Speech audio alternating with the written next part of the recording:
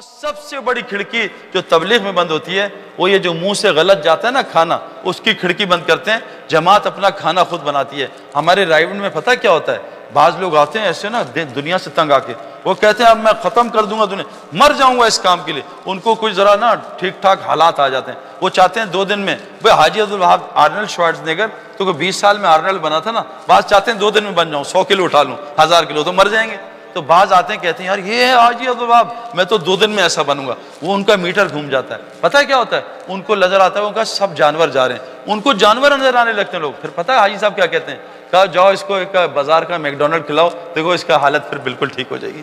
یہ جو کھانے ہیں نا بازار کے میرے پیارو، یہ آدمی کو مردار کر دیتے ہیں۔ ہمارے ایک پروفیسر ناجی صاحب ہیں، کہتے ہیں 2 چیزوں نے، بازار کے کھانوں نے اور اینٹی بائیوٹکس نے۔ بازار کے کھانے کھائیں گے تو اینٹی بائیوٹکس ضروری ہے، بازار کے کھانوں نے اینٹی بائیوٹکس نے مرد کو کر دیا مریل بالکل ڈھیلا مریل۔ 20 سال ہو گئے 2 بچے نہیں ہو رہے۔ وہ فرماتے ہیں انس رضی اللہ عنہ نے 100 بچے ہاتھ سے دفنائے ہیں، 20 سال بچے نہیں ہو رہے، کہا مرد کو مریل کیا، پھر اس کو دی ایک سڑیل بیوی اور 2 اڑیل بچے، مریل سڑیل اڑیل کا خاندان چل رہا ہے۔ یہ ہماری زندگی ہے، یہ گندے کھانوں کی وجہ سے۔ ایک صحابی کا پیٹ خراب سال سے، حدیث سنا رہا ہوں، حضور صلی اللہ علیہ وسلم نے دم کیا، یا رسول اللہ سال سے خراب تھا، کیا ہوا تھا؟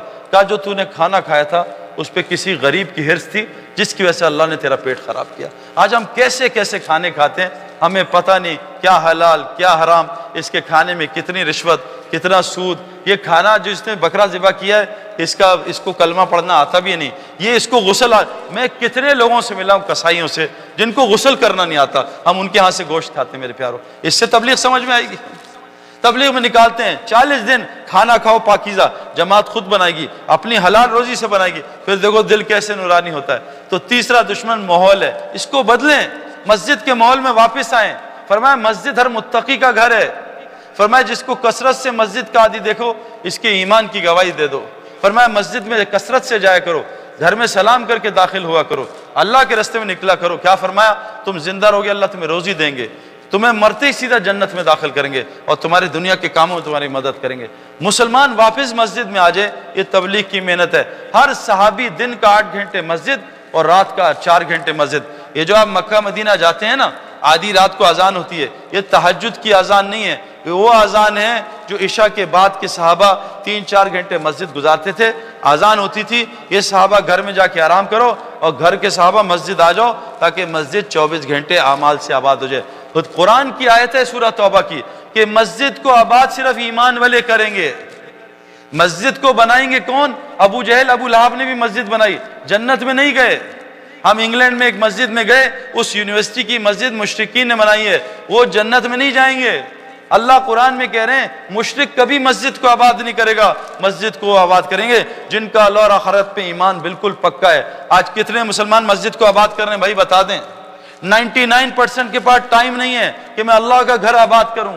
زمین میں اللہ کا گھر مسجد، شیاطین سب شیاطین کے گھر بھرے اور اللہ کا گھر خالی ہے۔ ہمارے ملک میں مسجد خالی ہے، پاگل خانے ہسپتال اور جیل اللہ نے بھر دی۔ نفس 5 چیزوں سے بگڑتا ہے، نفس 5، ایک کھانا کھانے سے۔ حضور صلی اللہ علیہ وسلم نے فرمایا سب سے گندا برتن جو انسان بھرتا ہے وہ ہے پیٹ کا برتن۔ اور آج بتاؤ یہ برتن ہم کن کن؟ پکوڑے اندر، سموسے اندر، جلیبی اندر، گلاب جامن اندر، لڈو اندر، اور باتھ روم بیچارہ پاگل ہوا ہے وہ کہ پتہ نہیں اندر کیا گھس گیا۔ ایک کھانے کے لیے یہ پیٹ ایک کھانے کے لیے بنا ہے۔ ایک زمانے میں ہوتا تھا ایک باتھ روم گھر کے باہر، اب اٹیچ باتھ روم ہر کمرے میں، اور حج عمرے پہ جائیں اٹیک باتھ روم ہے، اٹیک باتھ روم، 100 آدمی اٹیک کر رہے ہیں باتھ روم۔ یہ کھانوں، ورنہ میرے پیارو صحابہ کو 3 دن میں ایک دفعہ باتھ روم جانے کی ضرورت نہیں پڑتی تھی۔ حضور صلی اللہ علیہ وسلم نے 5 دفعہ کھانا کھایا، 3 دفعہ، کون بتائے گا بچہ؟ آپ نے 3 دفعہ کھایا 5 دفعہ دن میں، بتاؤ بھائی؟ 1 دفعہ کھانا کھایا، یہ ہم سنت کی اتباع کر رہے ہیں۔ قرآن کہہ رہا ہے فاتبعونی، نبی کی اتباع کرو۔ میں ایک آدمی کو جانتا ہوں جو یہودی تھا، امریکن وائٹ، بلینر کا بیٹا، میرا دوست ہے، کراچی میں رہتا ہے، عالم ہے، مدرسے میں پڑھاتا ہے، دن میں 1 دفعہ کھانا کھاتا ہے۔ کہا میں نے جو سب سے اچھی چیز کی، اپنے پیٹ کو ایک کھانے کی عادت ڈال دی۔ یہ پیٹ جو ہے نا، اس کو 10 کی عادت ڈال دو کی، آہستہ آہستہ۔ یہ نیند اور بھوک ایسی ہے، اس کو 15 گھنٹے دے دو، 15 گھنٹے میں لوگوں کی نیند پوری ہے، جی مجھے ابھی اور نیند آ رہی ہے۔ لوگ سو کے تھک جاتے ہیں کہ جی تھک گیا ہوں پھر سو رہا ہوں۔ نیند اور بھوک ہم نے آہستہ آہستہ ریسٹورنٹ میں، پہلے مسلمان گھر میں کھاتے تھے، گند باہر نکالتے تھے، اب باہر کھاتے ہیں سارا گند گھر میں آ کے نکالتے ہیں، سارا کچھ الٹا ہو گیا۔ میرے پیارو کھانے کو سادہ کریں، اس لیے کہا روزہ کیوں دیا؟ تاکہ اندر تمہارے تقوی آ جائے. روزے سے تقوی آتا ہے، ہم کھانے سے تقوی لانا چاہ رہے ہیں. صحابہ نے قرآن بھوک میں سیکھا، ہم ڈکار مار کے سینہ چھینکنا چاہ رہے ہیں. صحابہ فاقوں میں گر جاتے تھے، ہم بھرے پیٹ میں تراویح میں گرتے، چکر آ رہے ہوتے.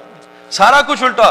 بدترین جو برتن انسان بھرتا ہے وہ پیٹ کا. میرے پیاروں گزارش کر رہا ہوں اس کھانے کو سادہ کر لو. وہ کھانے چوہے نہیں کھاتے جو مسلمان آج کھاتے ہیں. اور دوسری نفس کی غذا کیا ہے؟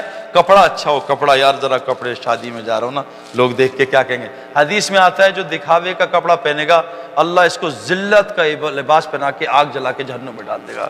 عورتیں کہتی ہیں ایک دفعہ کپڑا پہن لیا، وہ بہن دیکھی کہے گی وہی کپڑا، نہیں نیا کپڑا.